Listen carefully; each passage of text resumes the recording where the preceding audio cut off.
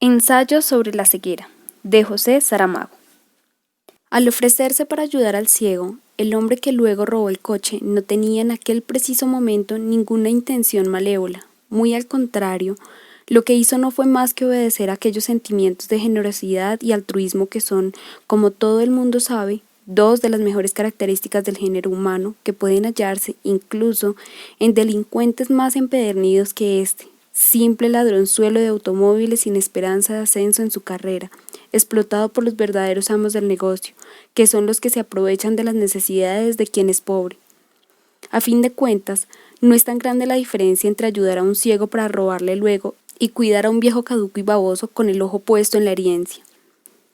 Solo cuando estaba cerca de la casa del ciego se le ocurrió la idea con toda naturalidad, exactamente, podríamos decir, como si hubiera decidido comprar un billete de lotería por encontrarse al vendedor.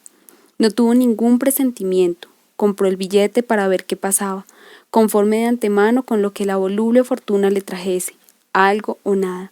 Otros dirían que actuó según un reflejo condicionado de su personalidad. Los escépticos sobre la naturaleza humana, que son muchos y obstinados, vienen sosteniendo que, si bien es cierto que la ocasión no siempre hace el ladrón, también es cierto que ayuda mucho. En cuanto a nosotros, nos permitiremos pensar que si el ciego hubiera aceptado el segundo ofrecimiento del, en definitiva, falso samaritano en aquel último instante en que la bondad podría haber prevalecido aún, nos referimos al ofrecimiento de quedarse haciéndole compañía hasta que llegase la mujer. ¿Quién sabe si el efecto de la responsabilidad moral resultante de la confianza así otorgada no habría inhibido la tentación delictiva y hubiera facilitado que aflorase lo que de luminoso y noble podrá siempre encontrarse hasta en las almas endurecidas por la maldad? Concluyendo de manera plebeya, como no se cansa de enseñarnos el proverbio antiguo, el ciego, creyendo que se santiguaba, se rompió la nariz. La conciencia moral a la que tantos insensatos han ofendido y de la que muchos más han renegado es cosa que existe y existió siempre. Nos ha sido un invento de los filósofos del Cuaternario, cuando el alma apenas era un proyecto confuso. Con la marcha de los tiempos, más las actividades derivadas de la convivencia y los intercambios genéticos, acabamos metiendo la conciencia en el color de la sangre y en la sal de las lágrimas. Y, como si tanto fuera aún poco, hicimos de los ojos una especie de espejos vueltos hacia adentro, con el resultado, muchas veces, de que acaban mostrando sin reserva lo que estamos tratando de negar con la boca. A esto, que es general, se añade la circunstancia particular de que en espíritus simples el remordimiento causado por el mal cometido se confunde frecuentemente con miedos ancestrales de todo tipo, de lo que resulta que el castigo del prevaricador acaba siendo, sin palo ni piedra, 2 veces el merecido.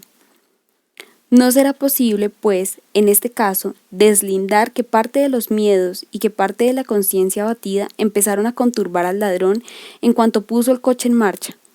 Sin duda, no podría resultar tranquilizador ir sentado en el lugar de alguien que sostenía con las manos este mismo volante en el momento en que se quedó ciego, que miró a través de este parabrisas en el momento en que, de repente, sus ojos dejaron de ver. No es preciso estar dotado de mucha imaginación para que tales pensamientos despierten la inmunda y rastrera bestia del pavor. Ahí está, alzando ya la cabeza. Pero era también el remordimiento, expresión agravada de una conciencia, como antes dijimos, o, si queremos describirlo en términos sugestivos, una conciencia con dientes para morder, quien ponía ante él la imagen desamparada del ciego cerrando la puerta. No es necesario, había dicho el pobre hombre, y desde aquel momento en adelante no podría dar un paso sin ayuda. El ladrón redobló la atención sobre el tráfico para impedir que pensamientos tan atemorizadores ocuparan por entero su espíritu.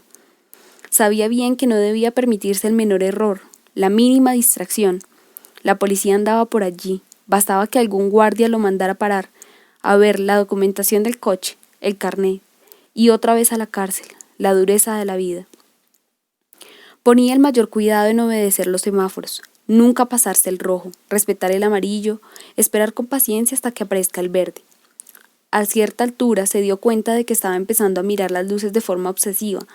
Pasó entonces a regular la velocidad de manera que pudiera coger la onda verde, aunque a veces para conseguirlo tuviera que aumentar la velocidad o, al contrario, reducirla hasta el punto de provocar la irritación de los conductores que venían detrás. Al fin, desorientado, tenso a más no poder, acabó por dirigir el coche hacia una calle transversal secundaria en la que no había semáforos, y lo estacionó casi sin mirar. Qué buen conductor sí era. Estaba al borde de un ataque de nervios. Con estas palabras exactas lo pensó. A ver si ahora me da algo. Jadeaba dentro del coche. Bajó las ventanillas de los dos lados, pero el aire de fuera, aunque se movía, no refrescó la atmósfera interior. ¿Qué hago?, se preguntó. El barracón al que debería llevar el coche quedaba lejos, a las afueras de la ciudad, y con aquellos nervios no iba a llegar nunca. Me atrapa un guardia o tengo un accidente, que todavía sería peor, murmuró. Pensó entonces que lo mejor sería salir un rato del coche, dar una vuelta, airear las ideas, a ver si me quito las telarañas de la cabeza. Por el hecho de que el tipo se quedara ciego no me va a pasar lo mismo a mí. Esto no es una gripe que se pegue. Doy una vuelta a la manzana y se me pasa. Salió. No valía la pena cerrar el coche. Estaría de vuelta en un momento. Y se alejó. Aún no habían dado 30 pasos cuando se quedó ciego. En el consultorio, el último cliente atendido fue el viejo bondadoso, el que había dicho palabras tan llenas de piedad por aquel hombre que se había quedado ciego de repente. Iba solo para que le dieran la fecha de la operación de catarata en el único ojo que le quedaba, que la venda tapaba una ausencia y no tenía nada que ver con el caso de ahora. Son cosas que vienen con la edad, le había dicho el médico, tiempo atrás. Cuando la catarata esté madura la quitamos. Luego no va a reconocer el mundo en que vivió. Ya verá. Cuando salió el viejo de la venda negra y la enfermera dijo que no había más pacientes en la sala de espera, el médico cogió la ficha del hombre que se había quedado ciego súbitamente. La leyó 1, 2 veces, pensó durante unos minutos y luego fue al teléfono y llamó a un colega, con quien sostuvo la siguiente conversación. Oye, mira, he tenido hoy un caso extrañísimo. Un hombre que perdió la vista de repente. El examen no ha mostrado nada, ninguna lesión perceptible, ni indicios de malformación de nacimiento. Dice que lo ve todo blanco, con una especie de blancura lechosa, espesa, que se le agarra a los ojos. Estoy intentando expresar del mejor modo posible la descripción que me hizo. Sí, claro que es subjetivo. No, el hombre es joven, 38 años. ¿Tienes noticias de algún caso semejante? ¿Has leído, oíste hablar de algo así? Ya lo pensaba yo. Por ahora no le veo solución. Para ganar tiempo le mandé que se hiciera unos análisis. Sí, podemos verlo juntos uno de estos días. Después de cenar voy a echar un vistazo a los libros, revisar bibliografía, a ver si se me ocurre algo. Sí, ya sé. La agnosis, la ceguera psíquica. Podría ser, pero se trataría entonces del primer caso de esas características. Porque de lo que no hay duda es de que el hombre está ciego. La agnosis, lo sabemos, es la incapacidad de reconocer lo que se ve. También he pensado en eso, o de que se tratase de una amaurosis, pero recuerda lo que te he dicho. Es una ceguera blanca, precisamente lo contrario de la amaurosis, que es niebla total, a no ser que exista una amaurosis blanca, una tiniebla blanca, por así decirlo. Sí, ya sé, algo que no se ha visto nunca. De acuerdo, mañana le llamo. Le digo que queremos examinarlo los dos. Terminada la conversación, el médico se recostó en el sillón, se quedó así unos minutos, luego se levantó, se quitó la bata con movimientos fatigados, lentos. Fue al baño para lavarse las manos, pero esta vez no le preguntó al espejo, metafísicamente, ¿qué será eso? Había recuperado el espíritu científico. El hecho de que la agnosis y la amaurosis se encontraran identificadas y definidas con precisión en los libros y en la práctica no significaba que no surgieran variedades, mutaciones, si es adecuada la palabra, y ahora parecían haber llegado. Hay 1000 razones para que el cerebro se cierre, solo esto, y nada más, como una visita tardía que encontrara clausurados sus propios umbrales. El oftalmólogo tenía gustos literarios y encontraba citas oportunas. Por la noche, después de cenar, le dijo a la mujer, vino a la consulta un hombre con un caso extraño. Podría tratarse de una variante de ceguera psíquica o de amaurosis, pero no consta que tal cosa se haya comprobado alguna vez. ¿Qué enfermedades son esas? ¿Lo de la amaurosis y lo otro? Preguntó la mujer. El médico dio unas explicaciones accesibles a un entendimiento normal, y satisfecha la curiosidad, fue al estante a buscar en los libros de la especialidad unos antiguos de los años de facultad, otros más modernos, algunos de publicación reciente que aún no había tenido tiempo de estudiar. Consultó los índices metódicamente, leyó todo lo que encontraba allí sobre la agnosis y la amaurosis. con la impresión incómoda de sentirse intruso en un terreno que no era el suyo, el misterioso campo de la neurocirugía, sobre el que solo tenía escasas luces. Avanzada la noche, apartó los libros que había estado consultando, se frotó los ojos fatigados y se reclinó en el sillón. En aquel momento, la alternativa se le presentaba con toda claridad. Si el caso era agnosis, el paciente estaría viendo ahora lo que siempre había visto, es decir, no habría sobrevenido disminución alguna de agudeza visual. Simplemente ocurría que el cerebro se habría vuelto incapaz de reconocer una silla donde hubiera una silla. Seguiría, pues, reaccionando correctamente a los estímulos luminosos a través del nervio óptico, pero para decirlo en lenguaje común, al alcance de gente poco informada, habría perdido la capacidad de saber que sabía, y más aún de decirlo. En cuanto a la amaurosis, no cabía la menor duda. Para que lo fuese efectivamente, el paciente tendría que verlo todo negro, salvando desde luego el uso de tal verbo, ver cuando de tinieblas absolutas se trata. El ciego había afirmado categóricamente que veía, salvado sea también el verbo, un color blanco uniforme, denso, como si con los ojos abiertos se encontrara sumergido en un mar lechoso. Una amaurosis blanca, aparte de ser etimológicamente una contradicción, sería también una imposibilidad neurológica, visto que el cerebro, que no podría entonces percibir las imágenes, las formas y los colores de la realidad, tampoco podría, por decirlo así, cubrir de un blanco continuo, como pintura blanca sin tonalidades, los colores, las formas y las imágenes que la misma realidad presentase a una visión normal, por problemático que resulte hablar, con efectiva propiedad de visión normal. Con la conciencia clarísima de encontrarse metido en un callejón aparentemente sin salida, el médico movió la cabeza desalentado y miró a su alrededor. Su mujer se había retirado ya. Recordaba vagamente que se le había acercado un momento y que le había besado en el pelo. Me voy a recostar, debió de decir. La casa estaba ahora silenciosa. Sobre la mesa se veían los libros dispersos. ¿Qué será esto?, pensó, y de pronto sintió miedo, como si también él fuera a quedarse ciego en el instante siguiente y lo supiera ya. Contuvo la respiración y esperó. No ocurrió nada. Ocurrió un momento después, cuando juntaba los libros para ordenarlos en la estantería. Primero se dio cuenta de que había dejado de verse las manos. Después supo que estaba ciego. El mal de la muchacha de las gafas oscuras no era grave. Tenía solo una conjuntivitis de lo más sencilla, que el remedio que le había recetado el médico iba a resolver en poco tiempo. Ya sabe, durante estos días solo se tiene que quitar las gafas para dormir, le había dicho. La broma era antigua, seguro que había pasado de generación en generación de oftalmólogos, pero el efecto se repetía siempre.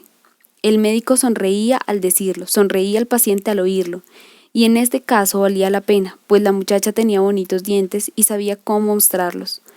Por naturalidad, misantropía o por excesivas decepciones en la vida, cualquier escéptico común, conocedor de los pormenores de la vida de esta mujer, insinuaría que la belleza de la sonrisa no pasaba de ser artimaña del oficio, pero sería una afirmación malvada y gratuita, porque aquella sonrisa ya era así en los tiempos no tan distantes en los que aquella mujer era una chiquilla, palabra en desuso, cuando el futuro era una carta cerrada y aún estaba por nacer la curiosidad de abrirla.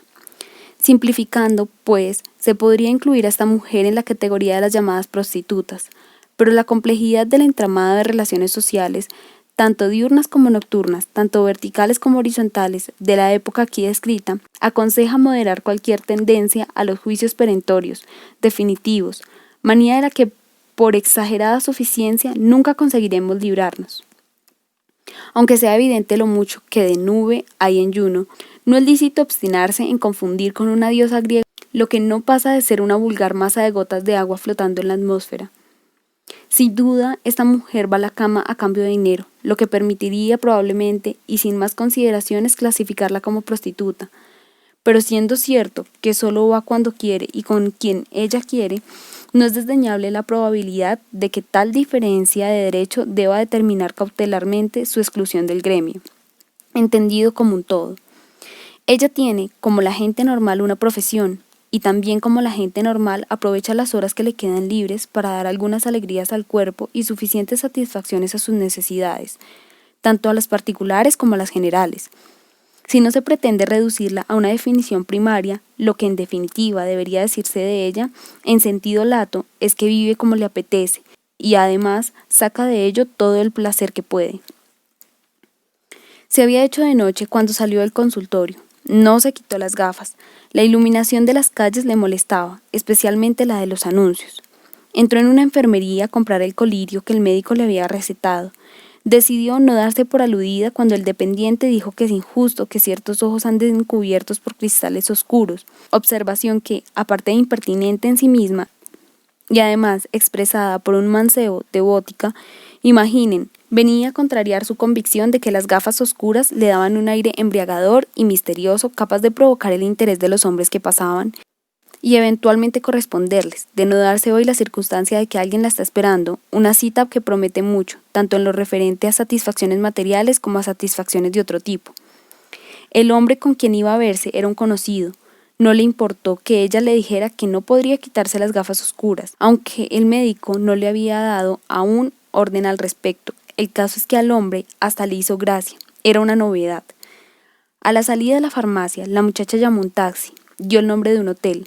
Recostada en el asiento, prelibaba ya, si se acepta el término, las distintas y múltiples sensaciones del goce sensual, desde el primer y sabio roce de labios, desde la primera caricia íntima, hasta las sucesivas explosiones de un orgasmo que la dejaría agotada y feliz, como si la estuvieran crucificando, dicho sea, con perdón, en una girándula ofuscadora y vertiginosa. Tenemos, pues, razones para concluir que la chica de las gafas oscuras, si la pareja supo cumplir cabalmente en tiempo y técnica con su obligación, paga siempre por adelantado y el doble de lo que luego cobra. En medio de estos pensamientos, sin duda porque había pagado hacía un momento una consulta, se preguntó si no sería conveniente subir a partir de hoy mismo su tarifa, lo que con risueño optimismo solía llamar su justo nivel de compensación. Mandó parar el taxi una manzana antes. Se mezcló con la gente que iba en la misma dirección, como dejándose llevar por ella, anónima y sin ninguna culpa notoria. Entró en el hotel con aire natural, cruzó el vestíbulo hacia el bar. Llegaba con unos minutos de adelanto y tendría que esperar, pues la hora de la cita había sido fijada con precisión. Pidió un refresco y lo tomó sosegadamente, sin posar los ojos en nadie. No quería que la confundieran con una vulgar cazadora de hombres. Un poco más tarde, como una turista que sube al cuarto a descansar después de haber pasado la tarde por los museos, se dirigió al ascensor. La virtud, habrá aún quien lo ignore, siempre encuentra escollos en el durísimo camino de la perfección. Pero el pecado y el vicio se ven tan favorecidos por la fortuna que todo fue llegar y se abrieron ante ella las puertas del ascensor. Salieron dos huéspedes, un matrimonio de edad avanzada. Ella entró y apretó el botón del tercero. 312 era el número que la esperaba. «Es aquí», llamó discretamente a la puerta. 10 minutos después estaba ya desnuda. A los 15 gemía. A los 18 susurraba palabras de amor que ya no tenía necesidad de fingir. A los 20 empezaba a perder la cabeza. A los 21 sintió que su cuerpo se desquiciaba de placer. A los 22 gritó: «Ahora, ahora», y cuando recuperó la conciencia, dijo agotada y feliz: «Aún lo veo todo blanco». Al ladrón del coche lo llevó un policía a casa. No podía el circunspecto y compasivo agente de la autoridad imaginar que llevaba a un empedernido delincuente cogido por el brazo, y no para impedir que se escapara, como habría ocurrido en otra ocasión, sino simplemente para que el pobre hombre no tropezara y se cayera. En compensación, nos es muy fácil imaginar el susto de la mujer del ladrón cuando al abrir la puerta se encontró ante ella con un policía de uniforme que traía sujeto, o así le pareció, a un decaído prisionero, a quien, a juzgar por la tristeza de la cara, debía de haberle ocurrido algo peor que la detención. Por un instante pensó la mujer que habían atrapado a su hombre en flagrante delito y que la policía estaba allí para registrar la casa. Idea esta, por otra parte, y por paradójico que parezca, bastante tranquilizadora, considerando que el marido solo robaba coches, objetos que, por su tamaño, no se pueden ocultar bajo la cama. No duró mucho la duda, pues el policía dijo: «Este señor está ciego, encárguese de él». Y la mujer, que debería sentirse aliviada porque la gente venía al fin solo de acompañante, percibió la dimensión de la fatalidad que le entregaba por la puerta cuando un marido deshecho en lágrimas cayó en sus brazos diciendo lo que ya sabemos. La chica de las gafas oscuras también fue conducida a casa de sus padres por un policía, pero lo picante de las circunstancias en que la ceguera se manifestó, Una mujer desnuda, gritando en un hotel, alborotando a los clientes, mientras el hombre que estaba con ella intentaba escabullirse embutiéndose trabajosamente los pantalones, moderaba, en cierto modo, el dramatismo obvio de la situación. La ciega corrida de vergüenza, sentimiento en todo compatible por mucho que rezonguen los prudentes fingidos y los falsos virtuosos con los mercenarios ejércitos amatorios a que se dedicaba, tras los gritos lacerantes que dio al comprender que la pérdida de visión no era una nueva e imprevista consecuencia del placer, apenas se atrevía a llorar y lamentarse cuando, con malos modos, vestida a toda prisa, casi a empujones, la llevaron fuera del hotel. El policía, en tono que sería sarcástico si no fuera simplemente grosero, quiso saber, después de haberle preguntado dónde vivía, si tenía dinero para el taxi.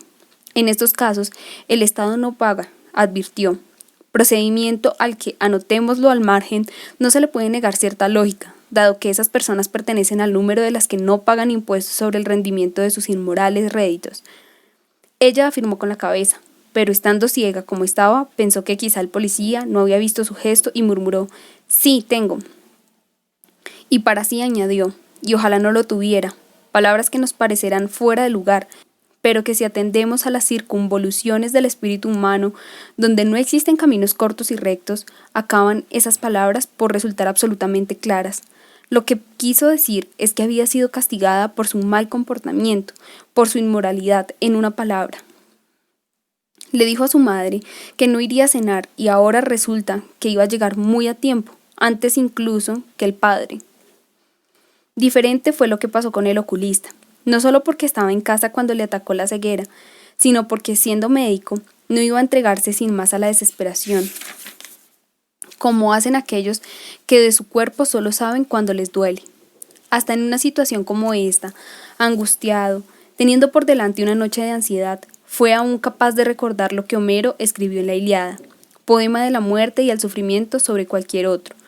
Un médico, solo por sí, vale por varios hombres. Palabras que no vamos a entender como directamente cuantitativas, sino cualitativamente, como comprobaremos enseguida. Tuvo el valor de acostarse sin despertar a la mujer, ni siquiera cuando ella, murmurando medio dormida, se movió en la cama para sentirlo más próximo.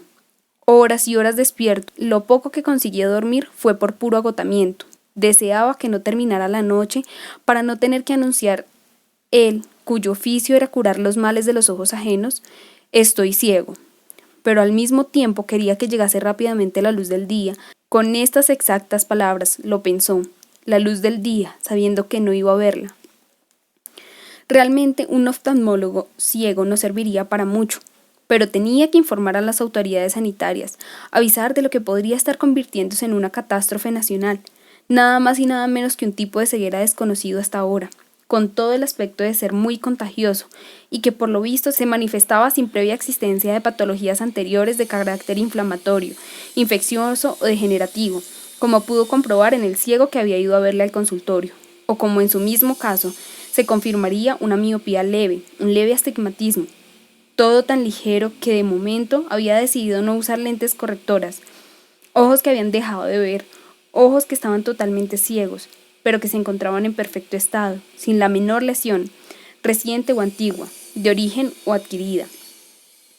Recordó el examen minucioso que había hecho al ciego y cómo las diversas partes del ojo accesibles al oftalmoscopio se presentaban sanas, sin señal de alteraciones mórbidas, situación muy rara a los 38 años que el hombre había dicho tener, y hasta en gente de menos edad. Aquel hombre no debía de estar ciego, pensó, olvidando por unos instantes que también él lo estaba. Hasta este punto puede llegar la abnegación, y esto no es cosa de ahora. Recordemos lo que dijo Homero, aunque con palabras que parecen diferentes. Cuando la mujer se levantó, se fingió dormido. Sintió el beso que ella le dio en la frente, muy suave, como si no quisiera despertarlo de lo que creía un sueño profundo.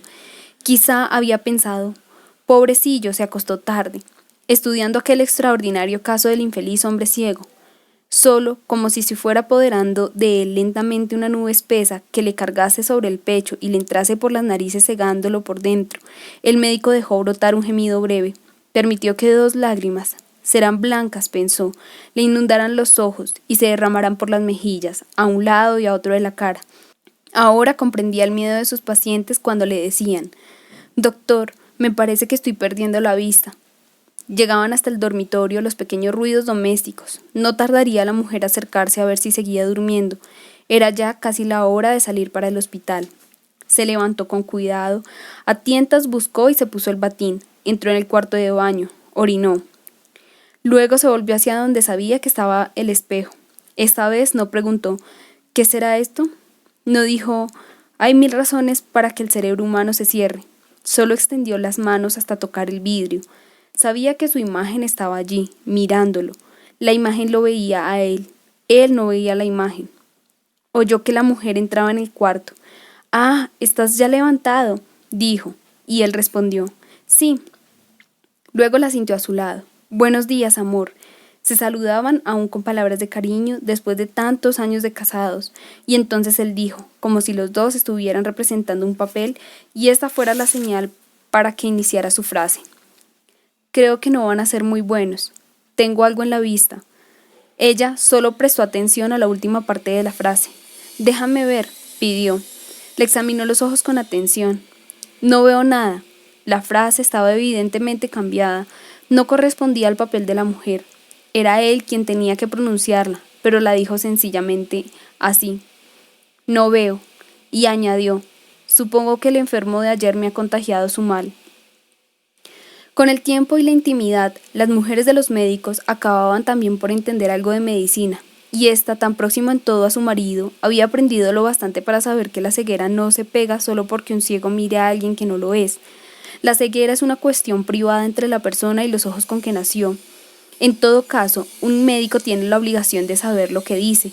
Para eso ha ido a la facultad, y si éste, aparte de haberse declarado ciego, admite la posibilidad de que le hayan contagiado, ¿quién es la mujer para dudarlo? Por mucho de médico que sea. Se comprende, pues, que la pobre señora, ante la evidencia indiscutible, acabara por reaccionar como cualquier esposa vulgar. Dos conocemos ya, abrazándose al marido, ofreciendo las naturales muestras de dolor. ¿Y ahora qué vamos a hacer?, preguntaba entre lágrimas. Tenemos que avisar a las autoridades sanitarias, al ministerio, es lo más urgente. Si se trata realmente de una epidemia, hay que tomar providencias. Pero una epidemia de ceguera es algo que nunca se ha visto, alegó la mujer queriendo agarrarse a esta última esperanza. Tampoco se ha visto nunca un ciego sin motivos aparentes para hacerlo, y en este momento hay al menos 2. Apenas había acabado de pronunciar la última palabra cuando se le transformó el rostro. Empujó a la mujer casi con violencia. Él mismo retrocedió. «Apártate, no te acerques a mí. Puedo contagiarte», y luego, golpeándose la cabeza con los puños cerrados, «Estúpido, estúpido, médico idiota, ¿cómo no lo pensé? Una noche entera juntos. Tendría que haberme quedado en el despacho con la puerta cerrada. E incluso así, por favor, no hables de esa manera. Lo que haya de ser será. Anda, ven, te voy a preparar el desayuno». «Déjame, déjame». «No te dejo», gritó la mujer. «¿Qué quieres hacer? ¿Andar por ahí dando tumbos, chocando contra los muebles, buscando a tientas el teléfono, sin ojos para encontrar en el listín los números que necesitas, mientras yo asisto tranquilamente al espectáculo, metida en una redoma de cristal a prueba de contaminación?» Lo agarró del brazo con firmeza y dijo, «Vamos, amor». Era aún temprano cuando el médico acabó de tomar, imaginemos con qué placer, su taza de café y la tostada que la mujer se empeñó en prepararle. Demasiado temprano para encontrar en su sitio de trabajo a las personas a quienes debería informar. La lógica y la eficacia mandaban que su participación de lo que estaba ocurriendo se hiciera directamente, comunicándolo lo antes posible a un alto cargo responsable del Ministerio de Salud.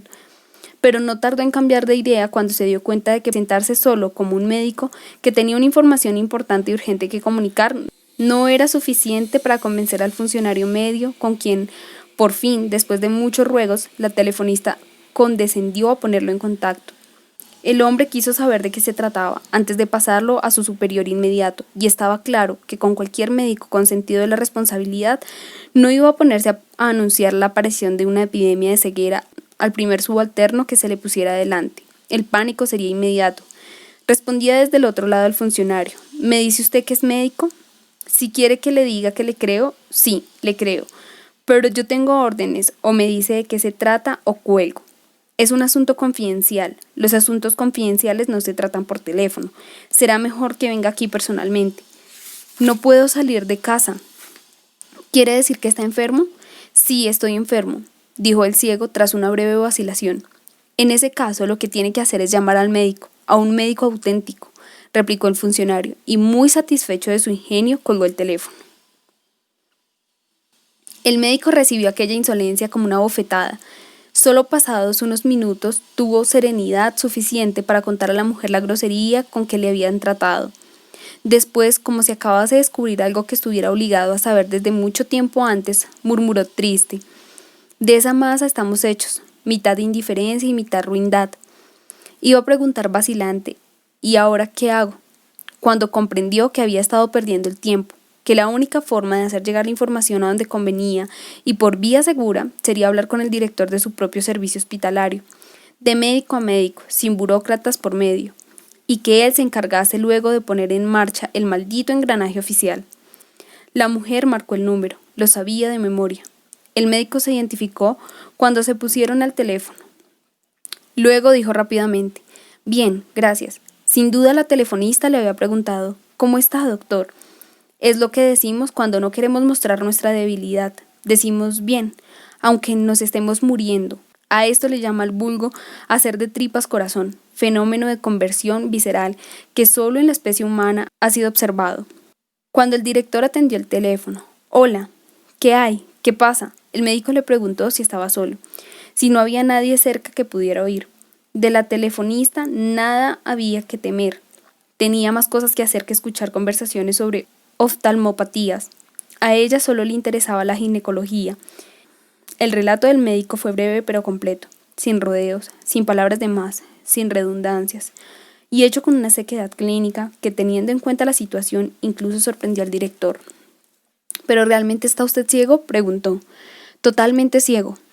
En todo caso, podría tratarse de una coincidencia, podría no ser realmente en su sentido exacto un contagio. De acuerdo, el contagio no está demostrado, pero no se trata de que nos quedáramos ciegos él y yo, cada uno en su casa sin habernos visto. El hombre llegó ciego a mi consulta y yo me quedé ciego pocas horas después. ¿Cómo podríamos encontrar a ese hombre? Tengo su nombre y su dirección en el consultorio. Mandaré inmediatamente a alguien. Un médico, sí, claro, un colega. ¿No le parece que tendríamos que comunicar al ministerio lo que está pasando? Por ahora me parece prematuro. Piensa en la alarma pública que causaría una noticia así. Por todos los diablos, la ceguera no se pega, tampoco la muerte se pega. Y todos nos morimos.